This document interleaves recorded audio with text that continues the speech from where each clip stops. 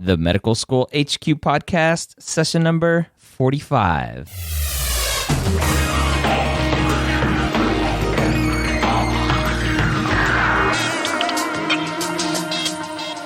Welcome back to the Medical School HQ Podcast.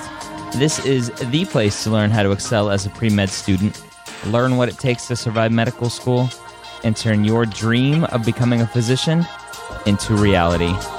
We're bringing you the most unbiased, honest, and accurate information available online. What's going on, folks? My name is Ryan Gray. I'm the host of the Medical School HQ Podcast, and I am joined tonight by the wonderful Mrs. Dr. Gray. Hello.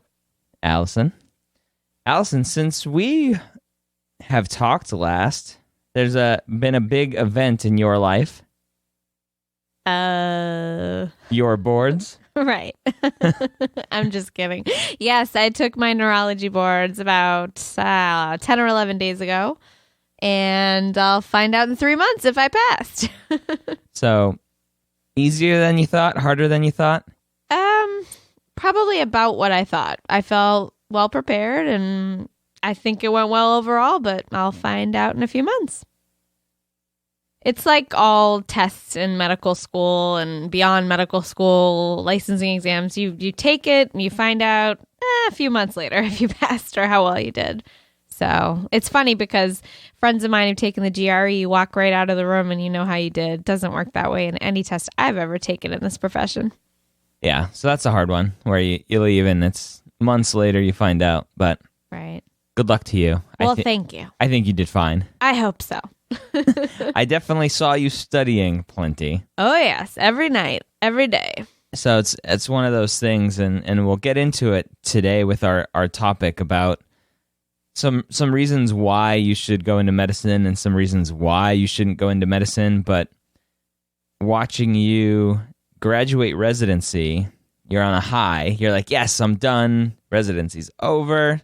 And then the first thing you do is plop down at the dining room table with all your books and are studying again. Very true. Although I will say that the couple weeks we went to Maui, those were very helpful in between. A little restorative. Yes. But yeah, life doesn't change in as many ways as you think it might. Yeah.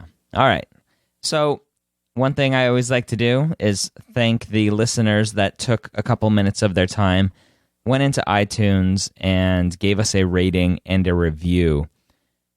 If you don't know how iTunes works, I try to explain it every now and then. iTunes uses the number of people that subscribe to you, the number of people that leave ratings, reviews, and that's how they figure out who's a popular show and who's not a popular show. So the more listeners that go out there and actually click that subscribe button in iTunes, and the more listeners that go and leave us a nice rating, leave us a review, the more iTunes will show us and other people can find us. So we greatly appreciate everybody that goes out there and does that.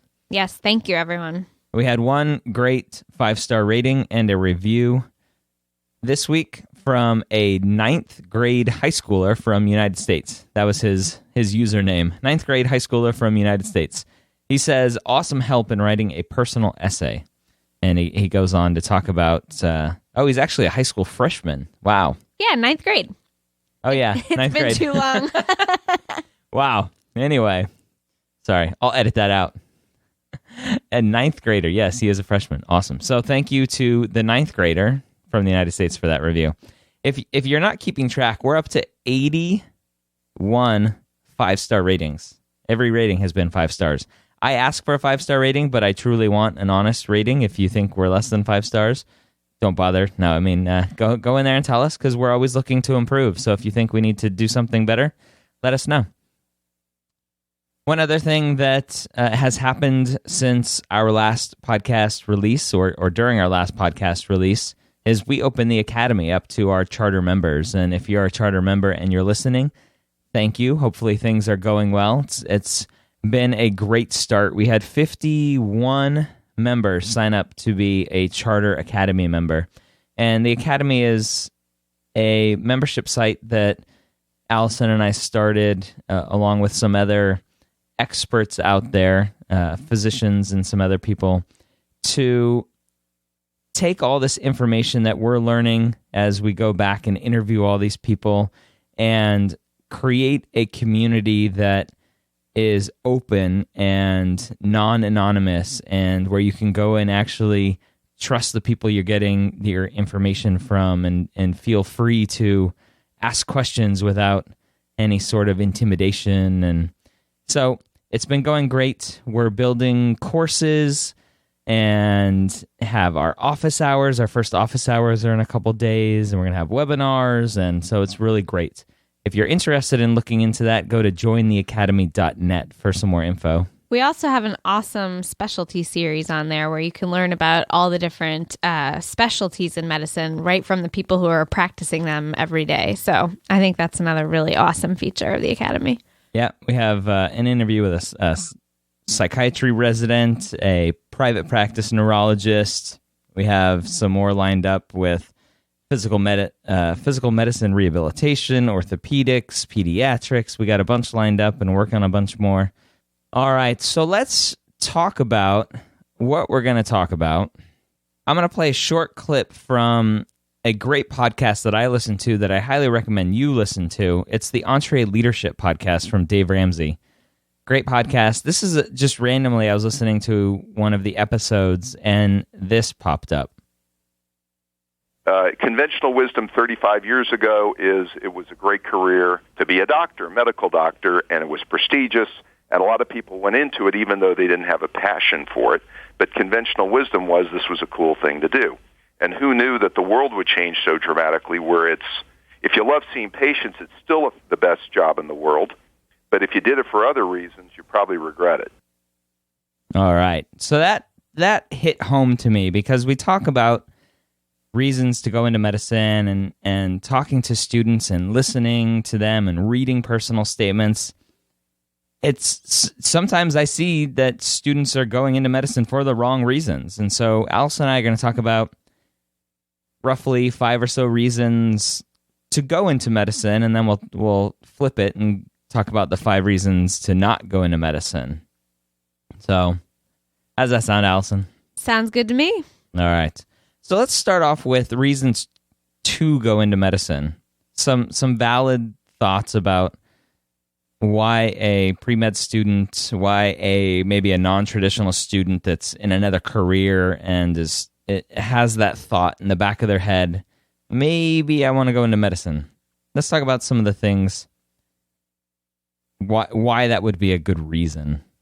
So number 1, I think the most obvious one, to improve the lives and to improve the health of other human beings.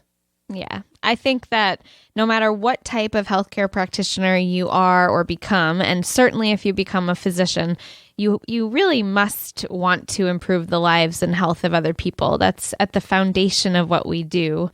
And in lots of circles and online and all over the place, people may say, well, I want to become a doctor to help people. And I mean, yes, that's true, but it's a much more generic and kind of vague and not so specific way of talking about it. Really, I like to say that you could help somebody as a customer service rep on a phone. Right, exactly. Helping people is so generic. You could help someone by holding the door for them at the supermarket. So helping to improve the life of another human being is so much more profound. And you can improve someone's life along those lines in a lot of different ways, but it's really focused on improving the health and really then their life. We all are human beings. We're all alive for 100 years if we're lucky. And it becomes so much more than just something that's said, oh, I want to help people. No, you want to literally stop a disease course that's going to cripple another person or that's going to shorten their life and destroy their family. It becomes life-altering for that other human being that you're taking care of, and all the ripple effect of all of the people who care about that other person. It becomes life-altering for you, too. It absolutely does. And there's something very rewarding that myself as a physician and a lot of other people who are physicians and healthcare practitioners share when I've talked to people about this, which is that there's a really strong feeling of how rewarding it is when you do affect another person in such a profound way. And it doesn't always have to be positive. I'll tell you, as a neurologist, seeing patients in the hospital who are dying of horrible brain tumors or a stroke, which has completely devastated a person and left them unable to talk and paralyzed, helping their family understand and come to grips with what they've been through. And sometimes, honestly, helping the family really cope at the end of a patient's life is a really profound thing. And it's actually one of my favorite things that I have done and do as a neurologist. So it's not always just about, oh, you're helping someone and yay, that's a great thing. No, sometimes it has a lot of weight associated with it, and it can be helping them through a very horrible thing, but it's improving the life and potentially health, hopefully health of another human being and those around them. It's a really profound thing. So it really carries weight for people who do it every day. Yeah.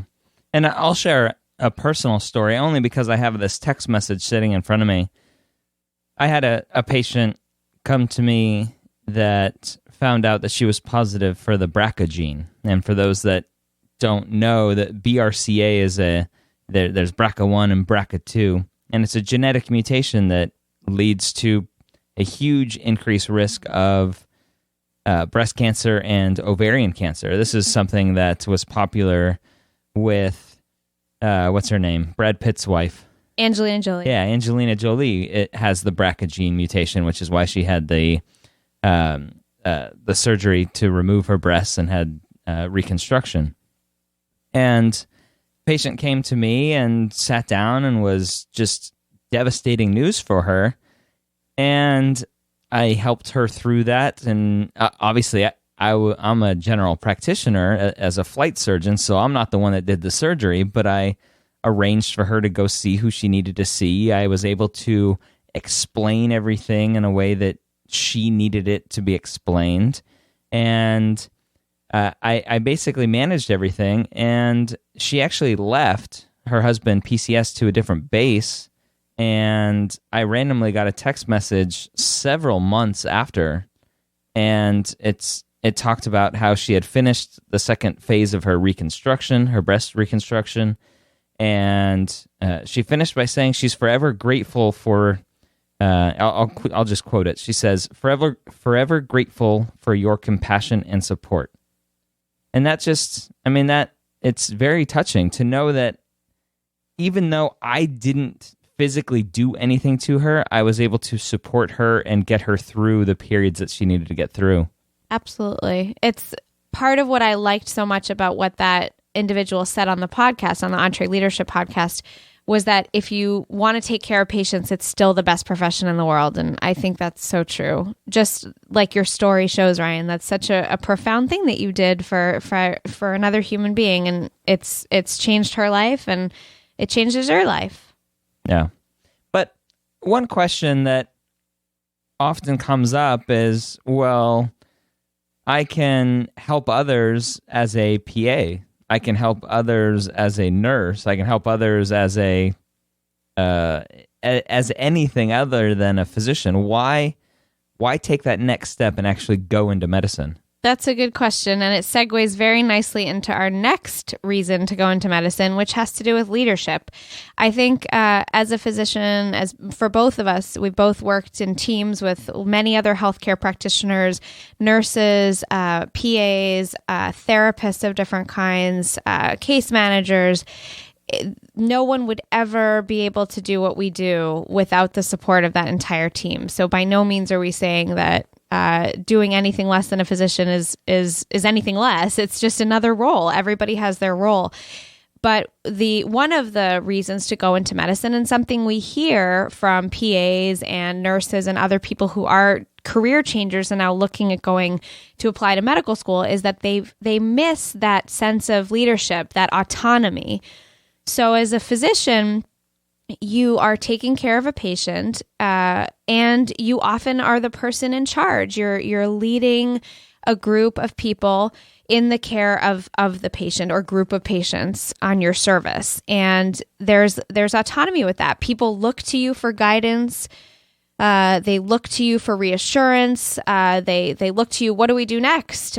You drive the boat, and it doesn't mean that you don't have other physicians working with you, or maybe you're a resident and you're working under an attending, but you may be on call in the middle of the night, and you're the physician there. And so there's a lot of leadership. And what we've heard, as I said, PAs and other career changers say is that they feel like, yes, they get to do great things in taking care of patients, but they feel at some point stuck, like they don't get to make those crucial key decisions. And that can be frustrating. As a physician, there's no limit to the amount of that leadership. You can grow and grow and grow. There's no sticking point. Yeah. Okay. And that kind of almost segues into our next point, that once you have that MD after your name, there's a lot that you can do. Obviously, the ultimate goal in life is to improve the lives of others, which we'll always go back to point number one. If you don't want to do that, then probably don't go into medical school. But once you are in medical school, and once you are going through the day-to-day life of being a physician, then you start to get your hands into some other things, and you can see that there's a lot more to healthcare than actually treating patients on a one-to-one basis. And so our next point is just that there's so much variety out there. Once you have your MD or DO, that the sky's the limit into what you can do besides patient care.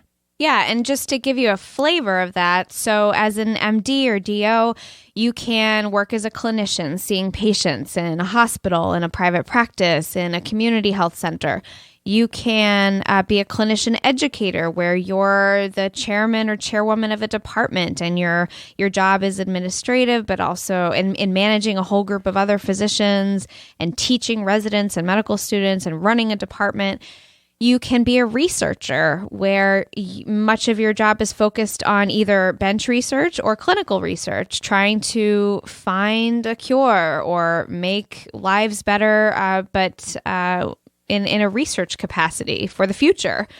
You can also work for the government. You could work for the FDA. You could work at a biopharmaceutical or pharmaceutical company, what some people refer to as the dark side. But I know plenty of physicians who work at pharmaceutical companies and are doing great things and are not in it to just make money, but look at it as a way to really continue their research and change the lives of other people in that capacity. There are so many different things that you can do, and you can teach. You can go back and teach medical students in medical school in their first 2 years or their second 2 years. There's so much, and for someone like me, I live for that variety. And it's interesting if you think about the time that we're living in 2013. 30 years ago, you'd finish your residency, you'd join a practice, and you would stay there for 30 or 40 years. And then the physician would die and all their patients would go to the next physician. And my parents, their internist, he's a wonderful internist, and that's what he did. He stayed in the same practice for 40, 50 years or something like that. And then he's moved on to other things. It's just not that way anymore. And if you look at the typical contract for a physician, it's 3 years. Physicians are moving, they're doing different things, and not just in the same place. They're moving all over the place. So it's a really interesting, exciting time to be a physician if you like variety. That degree that you get from medical school opens up so many doors to you, and not just in the sense that you can practice in different areas of medicine, seeing patients, as Ryan said. There's so many more, just such a variety, such a breadth of things that you can do with that degree. And I don't know that that's true of so many other degrees. Yeah. And let's not forget one other great thing that you can do. You can have an awesome podcast. Yes, you can. You can try to give back and teach other people how to get into medical school and get through the process and pursue their dreams. Yes. All right. So let's move on to the next one, and one that Allison and I differ on sometimes, but the core message we agree on, and that's the intellectual challenge and the saying that medicine, as a physician, you are a lifelong learner. And my argument is that anything in life, if you want to be good at it, you need to be a lifelong learner. And Allison says, no, it's specific to medicine. But we kind of hashed it out tonight. And explain your side, Allison. Well, I think we agreed in the end. But it's the kind of, for all you listeners out there, you may have gotten to know Ryan some by this point, and you may know, or maybe you don't, but he's the kind of person that just has that ambition, that drive. So no matter what he does in life, he wants it to be really good. He wants to be the best that he can at everything that he puts his mind to. I wish everybody in the world had that mentality. For God's sakes, maybe I wish I had that mentality about everything I do, but I'm more of the kind of person that I pour myself into my work and my family and my friends. I don't have that same drive for everything I do. Anyway, the way I look at this is, and again, I think we do ultimately agree, everybody who is going to become a doctor, you have to commit to being a lifelong learner. And it's a phrase you may have heard in different places. Ryan's point is, well, in everything, you should be a lifelong learner. And I would agree with that. The difference is if you become a banker, and really, even if you become a lawyer, how often do the laws change? You know, there's a landmark ruling by a court, and there might be, a new law that comes out. But in medicine, it's changing every day, all the time. And that's why you have to recertify I just took my neurology boards a week and a half ago. In 10 years, I'm going to have to take them again. And my friends look at me who are not physicians and non-healthcare providers, and they say, why in God's name do you have to take it again? But it's a good thing that I do, because neurology will change. God, I hope it changes in the next 10 years. We're trying to make things better for people. We're trying to come up with new cures, new ways to fix things, make things better. So if it didn't change, how sad would that be? We want medicine to change. So for that reason, you have to be willing, you have to be passionate about always learning so that you can find out what you need to do to make your patients better, to make their lives better, and to continue to do that for the rest of your life as a physician. Yeah. So back to point number one, to improve the lives and the health of others, you need to continually learn so that you can continually improve their lives. Absolutely. That's a really important one. So, yeah, I think we finally agreed on that. I think so, too. Okay, good. And some people start out really young. They love school, so you just keep that going. And you were one of them. All right. So one of the last things, we have a bunch of smaller ones, but I think we hit most of them. But one of the last big things that we wanted to talk about is something that is kind of special with medicine and being a physician, and that's surgery.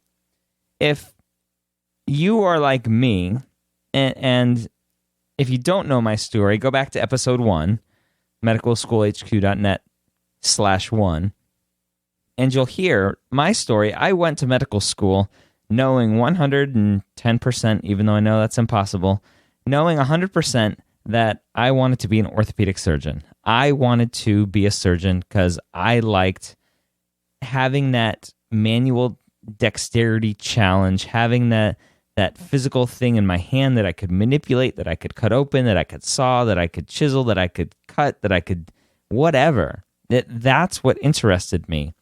And in the end, I didn't get to do that as a daily job. I got to do it during medical school and during my internship. But the ability to operate on another human being and having that trust, and I think that's the ultimate trust in medicine, is a patient giving consent to having somebody cut you open and fix something and cure you, hopefully.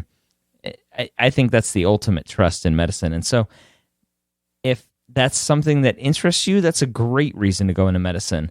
And I say that with an asterisk there, because it's few and far between that students start medical school knowing that what they want to do, and then they actually do that. And I advise against it. I tell people all the time, keep your options opened and go through medical school and see what everything has to offer you.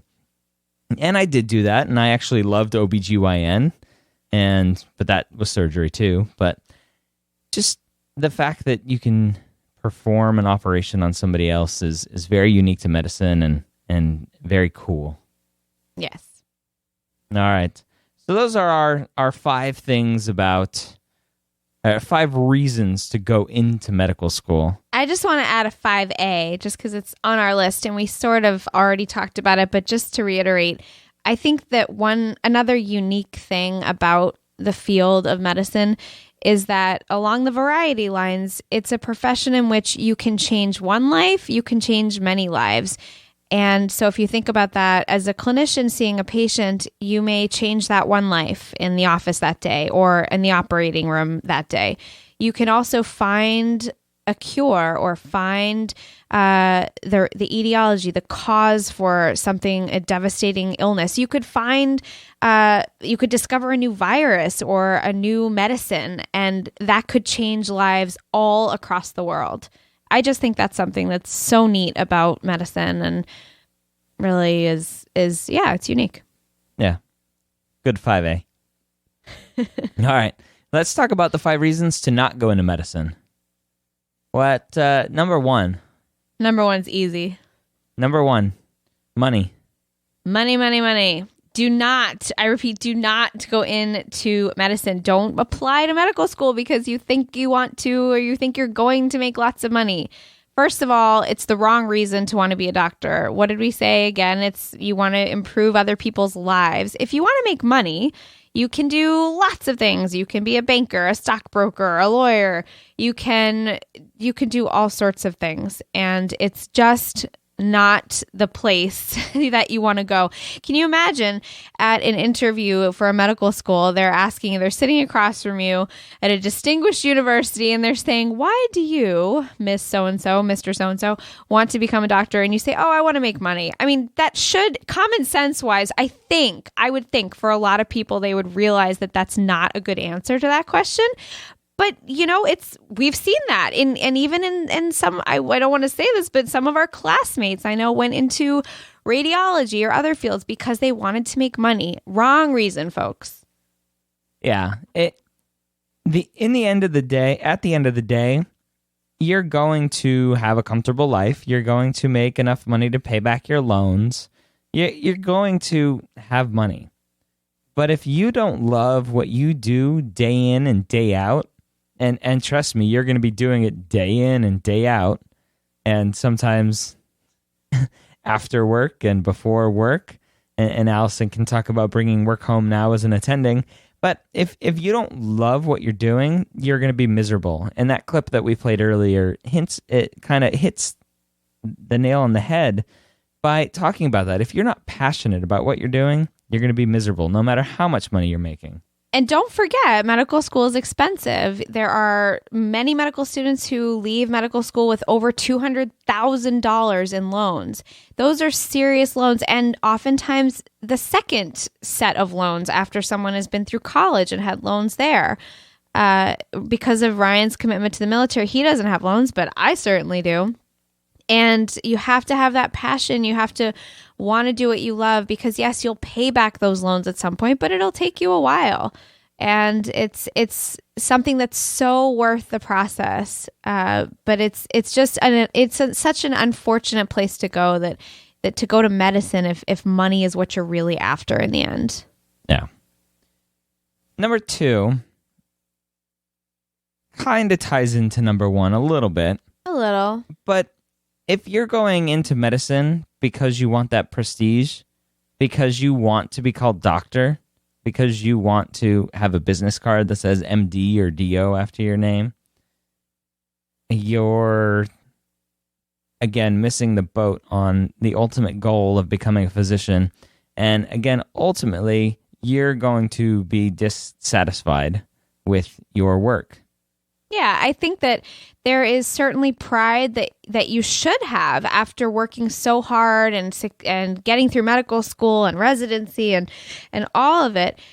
You should feel proud of yourself and be proud to be a physician and a member of this profession that is such a calling. So if you look at it that way, yes, you should be proud. But again, that goes to a fault. You can take anything to a fault, and you don't want to go into medicine because you're some arrogant guy who says, or girl who says, I'm the best. I want everyone to know I'm the best. I can walk into a room and say, I'm a doctor. That's not it, guys. Yeah. And the first day during your internship, you walk onto the floor and you proclaim, I'm Dr. So-and-so. The nurses will see right through you and know that you're going to be the arrogant one and just tear you down. Absolutely. I'll never forget, there was someone who I knew when I was in my residency in a different department, and he was an intern, and or maybe he had just graduated his internship and now he was a resident, and he was being very condescending to a group of nurses who had worked in an ICU for 20 years and trying to tell them about why they did a certain procedure, why they did a surgery for a patient. And the nurses were just baffled and they were disgusted.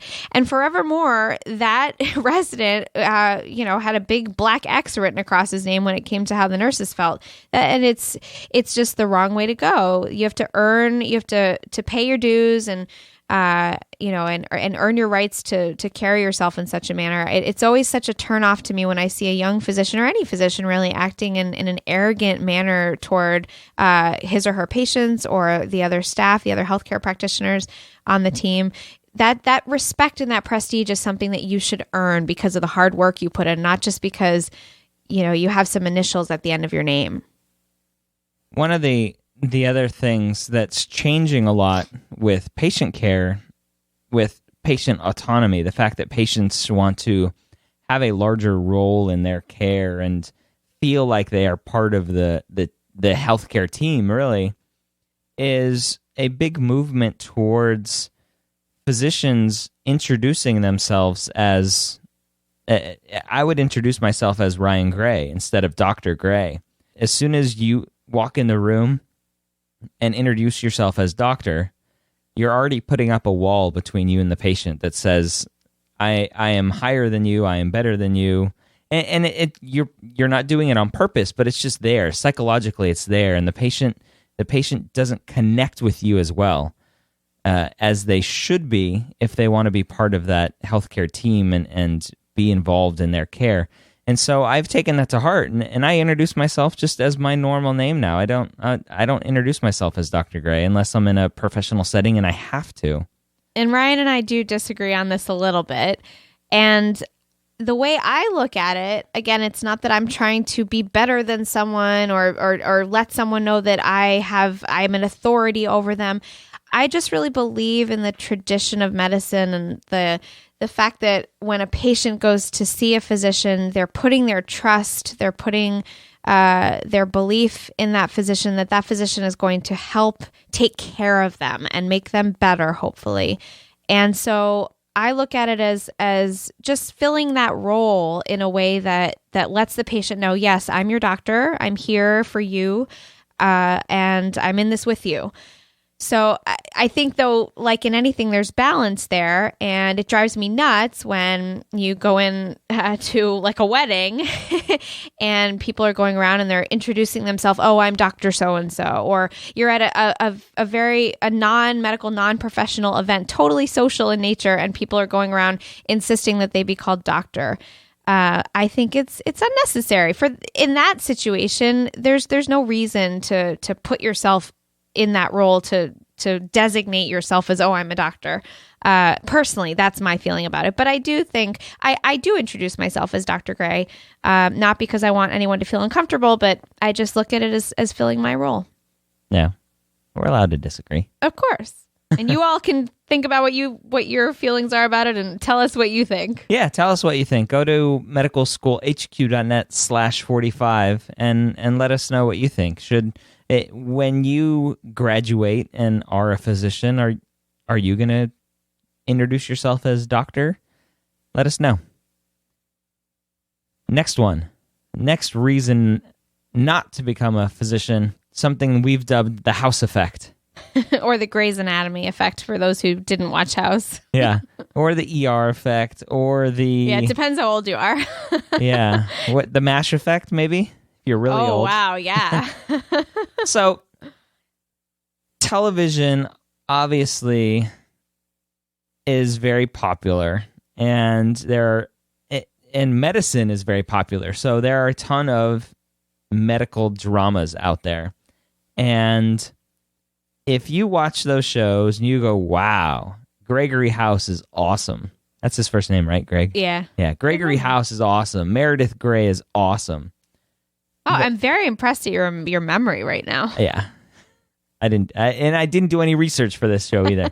If you think that looks great, I think I want to be a doctor because their jobs look great. They look fun, and they always look so happy, and or they're having lots of awesome sex in the hospital behind closed doors. Yeah.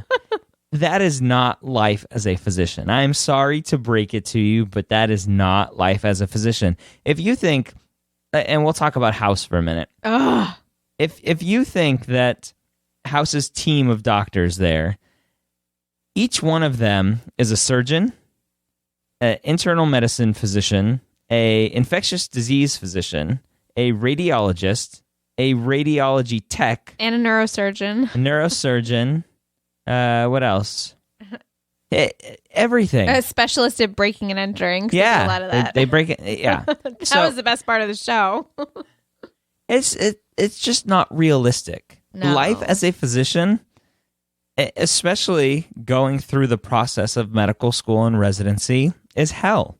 And Allison can talk about it, and maybe we'll talk about it during another podcast about Allison's life during residency. And it was hell, and it's hell for a lot of residents. It's all worth it, but it was very grueling. It is worth it. I can't stand House. Ryan and I used to watch House. I think in our first year of medical school, we all used to gather around in a common area and watch Grey's Anatomy. And we did watch House, I think, for the first 2 years. Around the end of the second year, and especially then in the third year of medical school, I couldn't stand that show anymore. We would sit and try to watch it, and I would just yell at the TV the whole time. And Ryan couldn't stand it after a while, and we finally just stopped watching it. I had so many pet peeves with that show.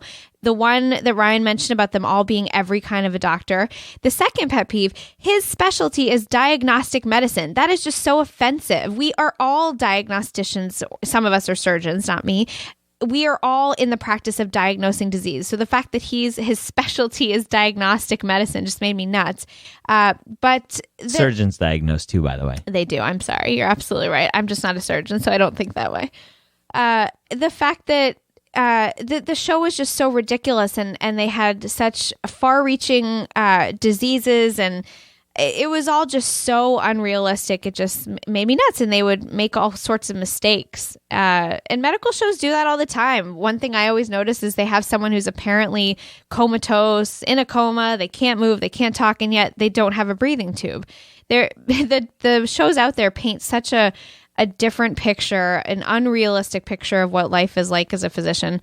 And I think as a non-lawyer, when I watch Law & Order, I think, oh, well, that's pretty cool. And my friends who are lawyers think, oh my God, it's so ridiculous. So it is a little unfair. If you're not in the practice of a certain profession, you can't really know what it's like. But we're here to tell you, don't go into medicine. Definitely don't say it at one of your interviews that it looks so cool on Grey's Anatomy.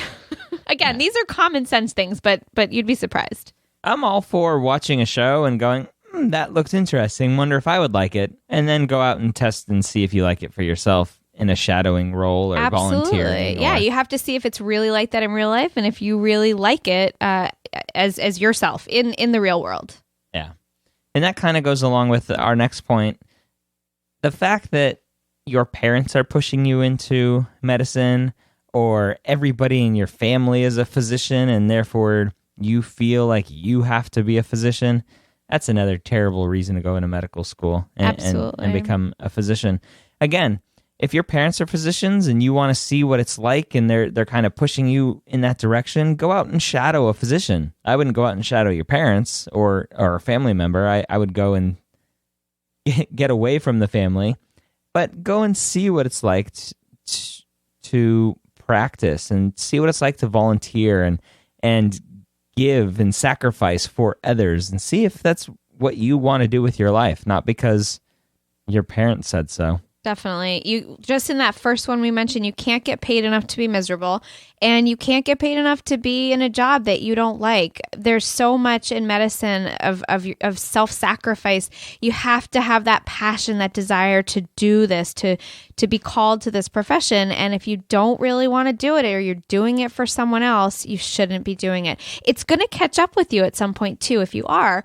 And I don't mean that to be mean, but it's true, because there's so much demand on you as a medical student. The amount of hours, the amount of blood, sweat, tears that you will shed in medical school, in the classroom, and then on the wards, and then, oh my God, in residency, you have to love this. And so just because your parents wanted you to, or telling you have to be a doctor, lawyer, whatever it is, you got to do, it's your life to live. So if it's not what you really want to do, you have to tell them that before it's too late, and before they've spent $200,000 on your education, or you've taken out a loan.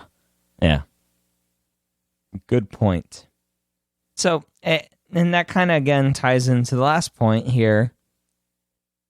If you think going into medicine, you're going to have a 9-to-5 job, you're going to have all your weekends free forever, you're going to go golfing whenever you want, and whatever, then you're mistaken. Yes, there are some specialties out there that you never have to take call, you never have to work a weekend, and you can work 9 to 5 if you want. But the majority of medicine, you're working a lot, you're on call, your weekends are taken away from you sometimes, you're called in at the middle of the night sometimes, you're bringing home work because you're seeing way too many patients to make ends meet, and there's too much paperwork that needs to be done and documentation that has to be done, and you can't get it all done at work, so you bring it home. It's stressful. It carries over a lot in life, and it's with the new generation of physicians that are coming out, we want more and more of that work-life balance, and eventually maybe medicine will get there. We'll figure out a way to have that work-life balance, and I think we are moving in that direction with some of the work hour regulations during residency and some of the other things, but medicine kind of takes over your life. It does. I think you start, when someone asks you about yourself, it's one of the first things that comes to your mind. It becomes who you are, not just what you do, but who you are. And I think in residencies, in different fields, after you graduate, your life may get significantly better as an attending. You have less shifts or less call nights for sure. There are other fields of medicine I can think of, like OBGYN is an example, where anybody can have a baby. Well, not anybody, but people can have babies at any time. So you could be called in anytime. Interventional radiologists, neurosurgeons, trauma surgeons. It depends on what field you choose, because there are some where you're going to be at the beck and call of your pager. And yes, we still use pagers. Maybe someday we won't, for the rest of your life as a physician in that role. So it's, maybe some physicians out there have a big, beautiful yacht and spend their days golfing and traveling Europe. I don't know too many of those, to be honest. That's the exception. Yes, that is definitely the exception. And again, it just goes back in the end. You got to love what you do, because it all is so worth it. And it's so rewarding. It's such a rewarding thing to do with your life. But it takes a lot. It takes a lot from you and from your family and yeah. All right. So that's 5 reasons to not go into medicine. And I think no matter what we say, it all comes back to you have to love what you do day in and day out. And it's hard to know that going into it, but that's what shadowing is for, and that's what volunteering is for, and that's why, honestly, that's why it's required for an application. I I don't know if it strictly says it's required, but if you don't have volunteer time, if you don't have shadowing time, if the admissions committees don't see that you are willing to sacrifice your time for others, and they don't see that you know what it's like to be a physician, if you haven't been in an operating room, or if you haven't been in a patient room as a shadow of a physician to see behind the scenes what goes on, they're not going to take your application serious, because you have to know what you're getting into to make sure that on the other side you're going to be happy. Absolutely. So that's it for this week. That was 5 reasons to go into medicine, 5 reasons to not go into medicine. You have any final parting words, Allison? Well, maybe just I'll do a 5B or a 5B for this one. Since we've just been watching The Big Bang Theory, it makes me think of Sheldon. And some of you out there may think, oh, well, I'm the best student in my class, and I make all A's, and I have the best SATs and test scores of anybody in my county. I also wouldn't use that necessarily as a reason to become a doctor, because yes, we want to have intelligent doctors, but we don't want people, you could go out there and become a Nobel Prize winner if you're the smartest kid around. It doesn't necessarily mean you want to become a doctor, because remember, folks, part of being a good doctor is bedside manner. And I think someday we'll do a podcast all about what bedside manner is and how important it is. But Sheldon would probably not be such a good doctor if you think about it. Not at all. Anyway, I think my parting words are, do some soul searching. If no matter what stage you're at in the process, whether you're in high school, like our friend who wrote that great review for us, or if you're in college and you're on the pre-med track, or you're a career changer, no matter where you are in the process, do some soul searching and see if any of these points that we hit home for you about, well, gee, yeah, that is why I want to go into medicine, or maybe there is one on the list that is on the do not go into list, and just think about it, because these things will really help you define why. And when you're at your interviews for medical school, people will really be able to, they'll be excited by someone who is so clear, so crystal clear about why they want to go into medicine. So I hope that this information was helpful to all of you. We sure had a good time talking about it, as we always do. Yeah. All right, folks, that is it for this week. Hopefully you learned a lot of useful information that you can kind of soak in and maybe re-listen and really do some soul searching, like Allison said, and figure out if this is really right for you. So hopefully you join us next time here at the Medical School Headquarters.